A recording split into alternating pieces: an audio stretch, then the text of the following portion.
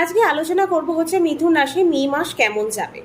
মে মাসের স্বাস্থ্য, কেরিয়ার, ভাগ্য, লাভ লাইফ, ম্যারেড লাইফ, বিদ্যার্থীদের এডুকেশান কেমন যাবে, এই সব কিছু নিয়ে হচ্ছে আলোচনা করব। প্রথমে জেনে নেব হচ্ছে গ্রহ ট্রানজিট কে কে করছে এ মাসে। 11ই মে বুধ হচ্ছে মেষ রাশিতে প্রবেশ করবে, 14ই মে হচ্ছে সূর্য বৃষ রাশিতে, আর 19শে মে হচ্ছে শুক্র বৃষ রাশিতে প্রবেশ করবে।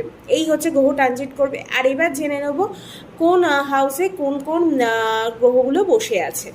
ফার্স্টই হচ্ছে মিথুন রাশির হচ্ছে 4th হাউসে কেতু, 9th হাউসে বসে আছে শনি, 10 হাউসে বসে আছে হচ্ছে রাহু, বুধ, মঙ্গল। আর 11 হাউসে বসে আছে শুক্র আর সূর্য, 12 হাউসে বসে আছে বৃহস্পতিদেব। আর বৃহস্পতি দেবের হচ্ছে 1 মে 2024 হচ্ছে বৃষ রাশিতে প্রবেশ করবে। এই হচ্ছে গ্রহ ট্রানজিট করছে। আর